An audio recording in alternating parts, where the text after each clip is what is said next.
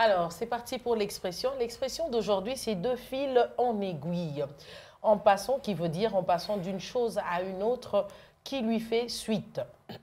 De propos en propos, par le jeu naturel des associations d'idées, par le jeu naturel de l'enchaînement des faits ou progressivement. Je reprends de fil en aiguille, qui veut dire en passant d'une chose à une autre qui lui fait suite. De propos en propos, par le jeu naturel des associations d'idées, par le jeu naturel de l'enchaînement des faits progressivement, donc step by step, voilà. Étape par étape. Voilà.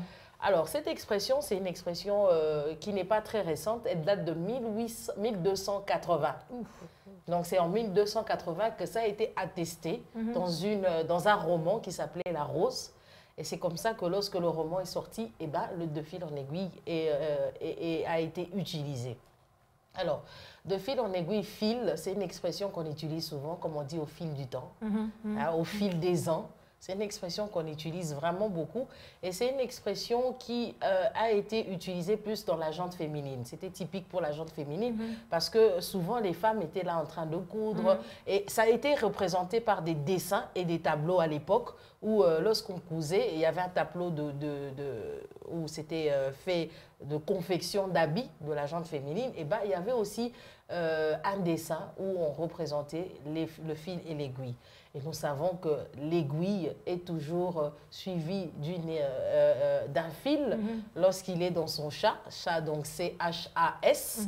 C'est comme ça qu'on appelle le trou de l'aiguille. Ouais, hein. ouais, On le ne chat. pas dire non, le chat, et puis vous mettez T à la fin. Non, c'est le chat avec S à la fin, c'est le trou de l'aiguille. Et c'est comme ça qu'il y a toujours, quand il y a l'aiguille, il y a toujours le fil qui est en train de suivre. C'est comme ça qu'on parle de progressivement. Donc plus on avance avec l'aiguille, plus on est en train de faire une progression, plus on avance, plus on est en train de faire un pas, on avance vers quelque chose. Et c'est exactement ça qui se passe avec les enfants de Dieu. Donc, ils sont en train d'aller de fil en aiguille. Pourquoi? Parce que progressivement, avec le Seigneur, on est en train d'avancer. Avec le Seigneur, on est en train d'aller. Donc, il y a toujours une suite.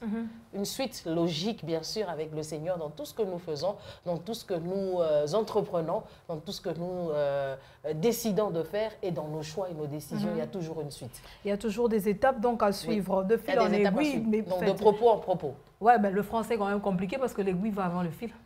Ah, écoutez, parce que l'aiguille va aller avant le fil. Mais oui, ça va avant le fil, mais ce qu'on arrive à remarquer, c'est le fil. Ouais, c'est le fil. Parce que quand l'aiguille pas le passage, le fil laisse des traces. Parce que l'aiguille a fini son travail, on ne voit pas, mais le fil est resté. Mais oui, on voit l'impact du fil. Oui, mais le travail a été fait. Mais oui.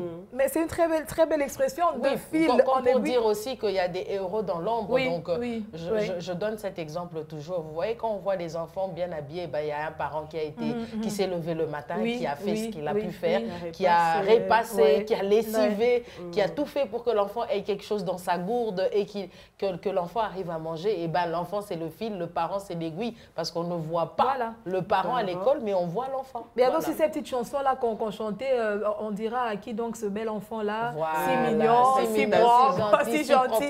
L'enfant propre. Ouais, l'enfant propre. Et les enfants polis, les enfants respectueux, ce n'est pas une génération spontanée, c'est le fruit d'un travail des parents qui ont été certainement rigoureux. Mais retournons à l'adverbe, en fait, progressivement, c'est étape après étape, on parle des enfants de Dieu, mais il y a des moments où les enfants de Dieu ne comprennent pas que nous sommes dans un processus et à un moment donné, je crois que je suis en train de traîner, je dois brûler les étapes et on se retrouve vraiment brûlés. Les ailes brûlent. Ils veulent le tout en brûlant les étapes, on se brûle. Hein, on se brûle, en fait. C'est comme ça que moi, j'utilise toujours voilà, parce qu'à un moment, il faut savoir dire stop, arrête-toi un peu. Et c'est pour ça que le bilan est important. Le bilan est important. Pourquoi? Ça tombe bien, nous sommes au mois de juin. Alors jusque-là, c'est quoi de concret que vous avez fait? Depuis janvier. Parce que c'est bien de dire de fil en aiguille, mais c'est quoi que vous avez fait de concret? Je ne suis pas en train de parler de la vie spirituelle, parce que c'est bien d'être spirituel, mais dans la vie séculière, c'est quoi que vous avez réalisé? Même dans la vie relationnelle, hein, voilà. dans nos projets. C'est quoi que vous avez eu exactement? Je crois que progressivement, il y a aussi progrès. Quel progrès j'ai fait. Quel progrès je fais. Mais aussi dans le ministère aujourd'hui, nous voyons des hommes de Dieu que Dieu appelle. J'étais avec une sœur qui disait, mais je suis tombée sur un frère de mon église. Pourquoi tu viens un peu à l'église? Non, Dieu m'a dit que je suis le père d'une multitude. Alors moi, mon rôle, c'est d'être père. Je ne peux plus être dirigé. Il était à peine jeune. Et maintenant, tu es père de qui? Tu es père de qui? Tu es père de qui, au fait? Pour être père, il faut rester au pied d'un père. Bon, il faut rester exactement. Abraham sera le père d'une multitude. Ça a pris combien d'années? Non, mais c'est la notion de progressif, de attendre. Voilà. D'ailleurs, il est parti. Nous, la multitude, on est venu après aussi, non? Oui, il ne nous a pas vu. Cette promesse qui est progressive. 2000 ans après. C'est ça. Oui, la multitude, on est venu après. Il faut comprendre que c'est pas possible. Oui. C'est une promesse qu'il a eue. Est-ce qu'il a vu cette multitude-là? C'est une déclaration dangereuse. C'est très dangereux pour lui, dans le sens où je ne suis pas en train de juger, je ne sais pas ce que Dieu lui a dit. Mais vous savez, même dans Dieu m'a dit, Dieu, quand il nous parle, des fois, il nous parle de manière énigmatique. C'est-à-dire, ne prenons pas le brut. Cherchons à comprendre pourquoi il vous a dit que vous êtes le père d'une multitude. Est-ce que c'est maintenant? Est-ce que c'est dans le futur? Est-ce que c'est dans 10 ans? Est-ce que c'est... C'est dans 20 ans, 25 ans, 25 ans. Donc, je ne peux plus rester au pied de quelqu'un. C'est grave. Ouais, je ne peux plus rester au pied de quelqu'un. C'est dangereux, la déclaration qu'il a faite. Je suis déjà père. Ah bon. Oh là là là. Mais le père d'aujourd'hui ont été fils et même quand ils sont pères, ils sont toujours fils. Mais dans la vie physique, vous êtes mère, mais vous êtes fille de quelqu'un. On ne devient pas parents enfin, je ne dis pas que c'est ceux qui sont à la maison parents, ok, mais on devient parents chez nous. Ça veut dire qu'on a compris qu'on est responsable et qu'on est capable d'assumer nous-mêmes le fait de nettoyer l'enfant, le fait de pousser quand il faut la coucher. Beaucoup de choses entrent en jeu. Donc, je pense que c'est très dangereux. Ouais, c'est très dangereux de vouloir brûler les étapes. Je ne veux pas tomber dans le piège de juger le frère. Je prie que le Seigneur vous aide à reconsidérer cette déclaration que vous avez faite, excusez-moi, et que vous puissiez vraiment, vraiment faire les choses comme le Seigneur voudrait que vous puissiez le faire selon sa volonté.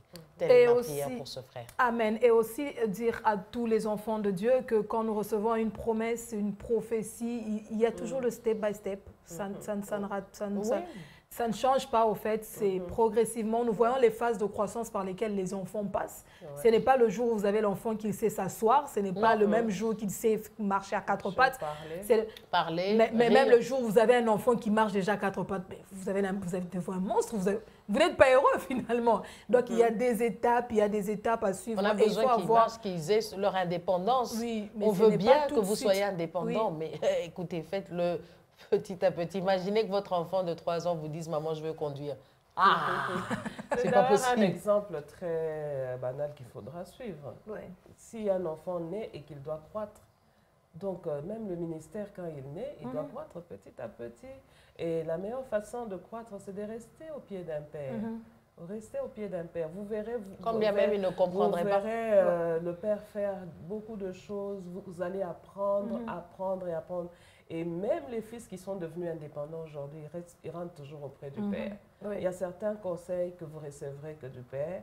Il y a certaines orientations. Ne pensez pas que ceux qui sont partis sont devenus totalement indépendants. Il y a toujours un conseil que vous devriez... L'expérience, c'est quelque chose de très important, même dans le ministère. Il y a des gens qui ont 30 ans, 45 ans dans le ministère, mais qui se réfèrent à celui qui en a 50 ou 55. Hein, c'est pas qu'on devient indépendant, bon, on m'a dit que je suis père d'une multitude, donc j'abandonne. Tu vas communiquer quoi à cette multitude-là? Parce que toi, tu as arrêté au milieu, et qu'est-ce que tu vas communiquer aux autres? Nous continuons à apprendre à rester au pied d'un maître, au pied du Père, pour continuer à apprendre et progresser. Acceptez donc le processus dans lequel Dieu vous fait entrer. L'expression du jour, c'était de fil en aiguille, et nous nous sommes limités à cet adverbe progressivement, étape par étape. Très belle expression à ajouter dans notre vocabulaire donc.